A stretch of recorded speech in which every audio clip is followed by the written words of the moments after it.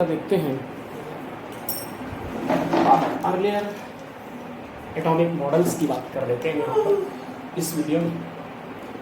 तो बेटा सबसे पहला मॉडल एटॉमिक मॉडल जो दिया वो जे थॉमसन साहब ने दिया, ठीक है। और इन्होंने अपने मॉडल को कंपेयर किया था वाटरमेलन से। इनका ऐसा मानना था उस समय कि एटम ठीक वाटरमेलन की तरह से होता है। It was first atomic model in its structures of the atom was compared with, मैंने लिख दिया है, compared with the watermelon seed embedded in red mass। ये रेड मास है जो मैंने ब्लू कलर से दिखाया हुआ है, ये सीड ब्लैक कलर के जो मैंने दिखाए हुए हैं एम्बेडेड है। इसलिए इस मॉडल को हम लोग वाटरमेलन मॉडल या प्लम पडलिंग मॉडल भी कहते हैं। तो इस मॉडल में इन्होंने कहा कि एटम ठीक किसकी तरह है, ठीक वाटरमेलन की तरह से दिखता है। इन्होंने बताया जैसे रेड मास होता है वाटरमेलन में, ठीक वैसे ही पॉजिटिवली चार्ज मैटर पूरे होल एटम में डिस्ट्रीब्यूटेड होता है, जिसमें जगह जगह पर इलेक्ट्रॉन जो होते हैं, जो नेगेटिवली चार्ज होते हैं, वो एम्बेडेड रहते हैं, ठीक है ना, धंसे हुए रहते हैं।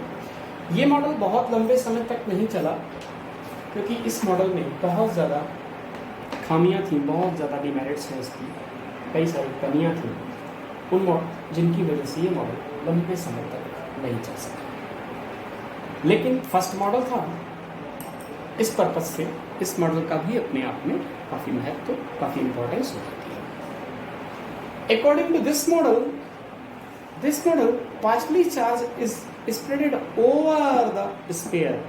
पूरे स्फीयर में पार्शली चार्ज फैला हुआ है ऑफ अ रेडियस, पूरी रेडियस में, and electrons are embedded in it. According to Thomson this arrangement gives most stable electrostatic arrangement. This model assumes that whole mass of atom is spreaded evenly, पूरे भर में evenly समान रूप से फैला रहता है। This model explain only the electrical neutrality of atom। सिर्फ ये एक्सप्लेन करता है कि इलेक्ट्रिकली एटम जो है न्यूट्रल होता है, but fail to explain other observation like the spectra, stability, etc. Okay, तो इस अब नेक्स्ट जो मॉडल था एटॉमिक मॉडल, वो दिया गया हमारे रदरफोर्ड साहब के द्वारा। उससे पहले रदरफोर्ड ने एक डिस्कवरी की जिसे हम discovery of the nucleus and Rutherford nuclear model के नाम से जानते हैं। ये देखिए बेटा, आइए बताते हैं आपको ये मॉडल क्या था।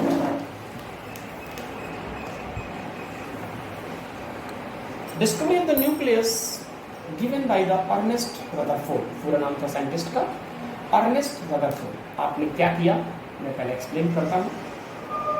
आपने एक रेडियो एक्टिव एलिमेंट्स लिया जिसको कहाँ रखा, एक लेड बॉक्स में रखा। रेडियो एक्टिव एलिमेंट्स को एक लेड बॉक्स में रखा। यहाँ पर इन्होंने गोल्ड फॉयल, गोल्ड की पतली सी फिल्म, सोने को पीट कर पतली सीट बना ली, यहाँ पर लगा दी। इसके पीछे एक मूवेबल स्क्रीन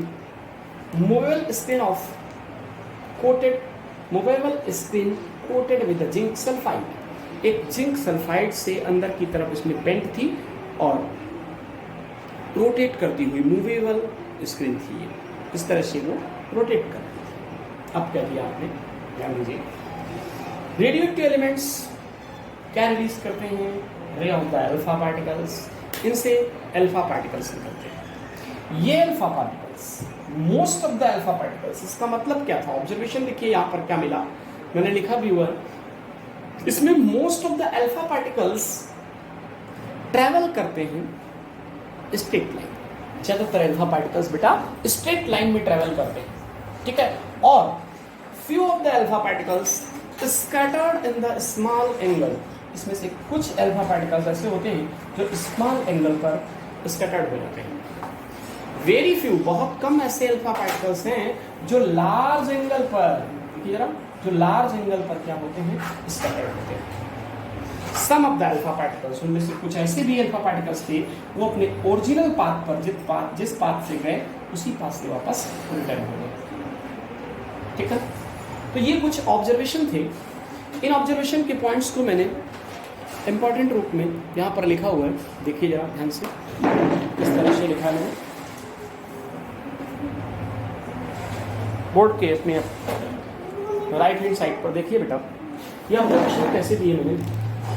ऑब्जर्वेशन में मैंने बताया most of the alpha particles travel in a straight line. ज़्यादातर, ये भी एक दूसरा डायग्राम से मैंने एक्सप्लेन करना चाहा है। ये एटम है पूरा, जितने भी अल्फा पार्टिकल इंसिडेंट रेस पड़ी तो मोस्टली क्या कर गई, एटम को पार करके बाहर निकल गई, मतलब स्ट्रेट लाइन में चली गई। कुछ अल्फा पार्टिकल्स ऐसे थे, some alpha particles scattered in the small angles, तो कुछ अल्फा पार्टिकल्स ऐसे थे छोटे एंगल्स पर, ये वाले स्मॉल एंगल पर उड़ गए, टर्न हो गए। Few, very few alpha particles scattered, बहुत कम संख्या में अल्फा पार्टिकल्स ऐसे थे जो 90 डिग्री से एबव के एंगल पर क्या हो रहे थे, डिफ्लेक्ट हो रहे थे। ठीक है, some of alpha particles, last point मैंने लिखा, some of the alpha particles return their original path, अपने ओरिजिनल पाथ पर, ये ब्लैक वाली लाइन मैंने लिखाई है, दूसरे कलर से कर दिया। ठीक है ना, इनकी संख्या क्या थी पता है आपको, जब 1 आउट ऑफ 8000 अल्फा पार्टिकल्स, जब 8000 अल्फा पार्टिकल्स की हमने बम्बार्डिंग करवाई तो उनमें से एक अल्फा पार्टिकल ऐसा था जो अपने ओरिजिनल पाथ पर रिटर्न हो रहा था, वापस हो रहा था। ठीक है, इस सारे ऑब्जर्वेशन से कंक्लूजन क्या निकला, बात यहां पर यह है कि इस सारे ऑब्जर्वेशन से कंक्लूजन क्या निकला बेटा, तो देखिए जरा कंक्लूजन क्या है। Conclusion is that the maximum part of the atom hollow. इसका मतलब, इसका कंक्लूजन ये था कि एटम का जो मैक्सिमम पार्ट होता है वो कैसा होता है बेटा, हॉलो होता है, खोखला। ठीक है, और देखिए atom has the small heavy positive charge centre. Atom के बिल्कुल बीचों बीच में, जिसे लोग सेंटर कह रहे हैं, क्या है, स्मॉल, बहुत छोटा सा पॉजिटिवली सेंटर है, पॉजिटिवली चार्ज सेंटर पार्ट है। It hold the positive charge and almost whole mass of the atom. किसी भी एटम का जो संपूर्ण मास है, होल मास है, वो कहाँ निहित रहता है, कहाँ समाया हुआ है, उसके न्यूक्लियस में ही है। This highly dense, this is highly dense, ये बहुत ही डेंस होता है ना, काफी इसका घनत्व बहुत ज्यादा होता है। पॉजिटिवली चार्ज सेंटर, ऐसे हाईली डेंस और पॉजिटिवली चार्ज सेंटर को ही हम क्या कहते हैं बेटा, न्यूक्लियस कहते हैं। ठीक है, तो इससे कंक्लूजन यही निकले कि एटम का मैक्सिमम पार्ट खोखला है, जो कि ज्यादातर अल्फा पार्टिकल्स क्या कर जा रहे थे, उसको पार कर जा रहे थे। छोटे एंगल्स पर बहुत टर्न किए अल्फा पार्टिकल्स, उसका रीजन था कि जो न्यूक्लियस के पास से होकर निकल गए, न्यूक्लियस पर पॉजिटिव चार्ज प्रोटॉन्स की वजह से अल्फा पार्टिकल्स भी पॉजिटिवली चार्ज होता है, सेम चार्ज में रिपल्सन हुआ, उनमें डिफ्लेक्शन हो गया, वो अपने पाथ से टर्न हो गए स्मॉल एंगल्स पर। जो न्यूक्लियस के बहुत पास से गुजर रहे थे वो लार्ज एंगल पर मुड़ गए। चूंकि न्यूक्लियस का एरिया बहुत कम था, इसलिए बड़े एंगल पर मुड़ने वाले, लार्ज एंगल पर डिफ्लेक्ट होने वाले अल्फा पार्टिकल्स का नंबर बहुत कम था। क्लियर, बहुत कम, उससे भी कम संख्या उन पार्टिकल्स की थी जो अपने ओरिजिनल पाथ पर रिटर्न हुए। इसका मतलब न्यूक्लियस का साइज बहुत छोटा था।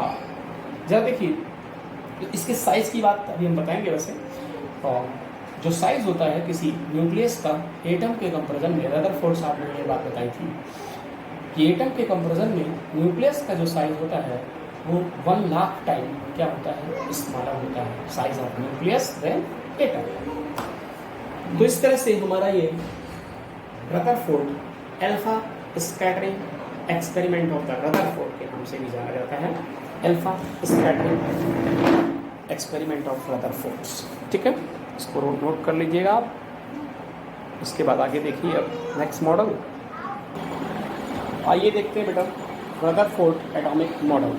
तो रदरफोर्ड साहब ने क्या किया, this model is given by the Rutherford on the basis of alpha particle scattering experiment. अभी भी आपने पीछे पढ़ा अल्फा पार्टिकल्स स्कैटरिंग एक्सपेरिमेंट, जिसमें बताया गया कि उसी के अकॉर्डिंग इस मॉडल को दिया इसमें रदरफोर्ड साहब। वहाँ से जो ऑब्जर्वेशन मिले उनके भी हाइपोथेसिस भी क्या सही हो। जरा देखिए बेटा एक चीज़ समझ लीजिए कि ये चीज़ें ये हाइपोथेसिस कुछ चीज़ें एक्सपेरिमेंटल प्रूफ भी हैं, कुछ चीज़ें हाइपोथेसिस भी थी। किसी एक्सपेरिमेंट से जो मिला उसी बिहेव कर उन्होंने बोल दिया।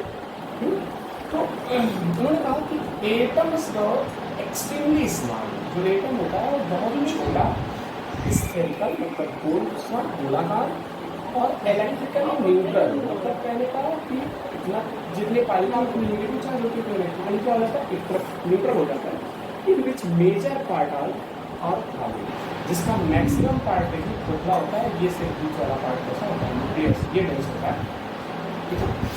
सेकेंड पॉइंट में आपने कहा in each atom there is an extremely small, हर एटम में बीचों बीच में उसके बिल्कुल मिडिल पार्ट में एक्सट्रीमली बहुत छोटा सा पार्ट होता है जो बहुत डेंस, बहुत ज़्यादा डेंस, बहुत ही ज़्यादा हैवी भारी और कैसा होता है बेटा और पॉजिटिवली चार्ज होता है। यहाँ के पॉजिटिव चार्ज किसकी वजह से होते हैं, क्योंकि यहाँ पर बीच में क्या पाए जाते हैं प्रोटॉन होते हैं इसके न्यूक्लियस में। तो इस पॉजिटिवली चार्ज सेंट्रल पार्ट को हम लोग क्या कहते हैं बेटा न्यूक्लियस। ठीक है ना। फिर एक पॉइंट पे मैंने कहा था होल पॉजिटिव चार्ज, जो इसका पॉजिटिव चार्ज है किसी एटम का वो डिपेंड उसमें जो सेंटर में क्या पाए जाते हैं प्रोटॉन पाए जाते हैं of an atom saturated in the nucleus. तो वो सब कहाँ सैचुरेटेड होते हैं न्यूक्लियस में सैचुरेटेड होते हैं, मतलब प्रोटॉन न्यूक्लियस में पाए जाते हैं। इनडायरेक्ट वे में ये कह सकते हैं। In an atom electron revolve around the nucleus. किसी एटम में इलेक्ट्रॉन जो होता है वो न्यूक्लियस के चारों तरफ घूमता रहता है, रिवॉल्व करता रहता है। Okay. Atom is an electrically neutral. Atom कैसा होता है इलेक्ट्रिकली न्यूट्रल होता है।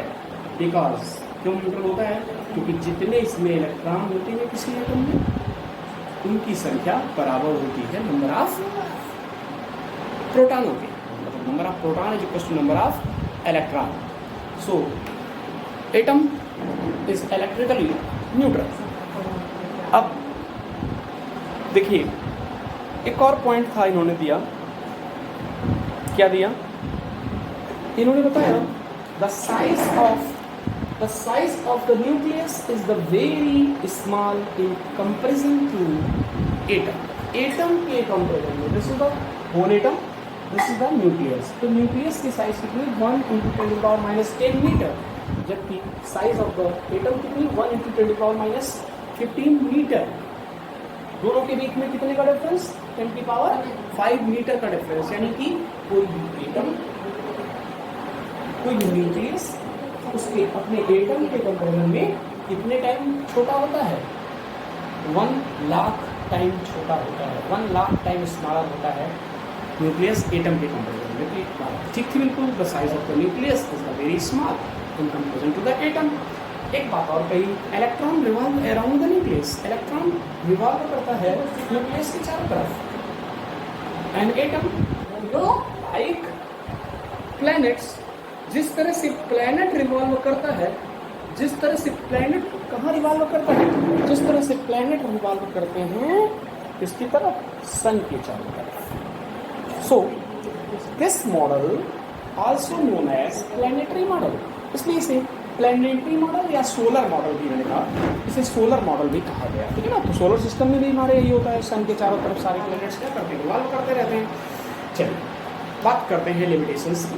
बेटा इनकी लिमिटेशंस आप एक बार बुक से देख लेना, मैं आपको एक्सप्लेन कर देता हूँ लिमिटेशंस क्या हैं, लिखने जरूर है आपको, क्योंकि अगर हमें लिमिटेशंस नहीं पता, डिमेरिट्स नहीं पता तो नेक्स्ट मॉडल हम कैसे जानेंगे, नेक्स्ट मॉडल क्यों आया, क्योंकि हमें कमियाँ पता होना चाहिए उसकी। ठीक है ना। तो लिमिटेशंस क्या था, this model does not obey the law of electrodynamics. Electrodynamics law को ये मॉडल फॉलो नहीं करता।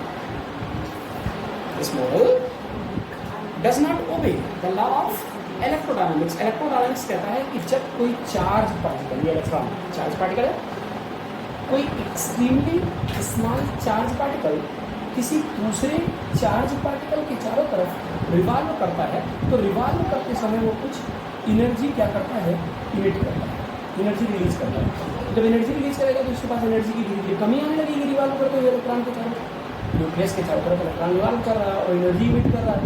जब एनर्जी इमिट कर रहा है, लॉ ऑफ इलेक्ट्रोडायनामिक्स कहता है, तो फिर एनर्जी की कमी आएगी, इसलिए ये धीरे धीरे क्या होने लगेगा, इसका रिवोल्यूशन है, घूमना है जो, रेडियस कम होता जाएगा और एक समय ऐसा आएगा कि न्यूक्लियस में गिर जाएगा। तो इसका मतलब जब न्यूक्लियस में गिर जाएगा तो क्या हो जाएगा, तो इसका मतलब दस एटम मस्ट बी, तो एटम डिस्ट्रॉय हो जाएगा यहाँ, समझ रहे हैं? फाइनली एटम क्या हो जाएगा, डिस्ट्रॉय हो जाएगा। लेकिन दस एटम मस्ट बी अनस्टेबल, दस एटम मस्ट बी अनस्टेबल। एक तरफ तो ये इससे ये प्रूफ हो रहा है कि एटम जो है वो अनस्टेबल अस्थायी, तो सब खत्म हो जाता होगा। लेकिन law of conservation of mass कहता है atom not be created nether be destroyed. न तो हम किसी एटम को, किसी मैटर को बना सकते हैं, न ही नष्ट कर सकते हैं। तो फिर ये कैसे पॉसिबल है? इसका मतलब ये कहीं ना कहीं इस मॉडल में ये समस्या थी। This model fail to explain the existence of, second point में आप लिखेंगे, this model fail to explain the existence of the fine spectrum lines in the emission spectra of the atom. ये मॉडल स्पेक्ट्रा को explain नहीं कर पाता, ठीक है। तीसरे पॉइंट में आप लिख देना, Rutherford model does not explain the discontinuous nature of the atomic spectrum along to the Bohr's model, ठीक है ना। तो ये कुछ डिमेरिट्स हैं इसकी, रदरफोर्ड की एटॉमिक मॉडल की, जिसकी वजह से ये मॉडल फ्लॉप हुआ और नेक्स्ट मॉडल आया, ठीक है ना, जिसे हम लोग पढ़ेंगे आगे। फिलहाल इसे देखिए और नोट्स बना लीजिए, ठीक है ना। लिमिटेशंस भी लिखना है आपको।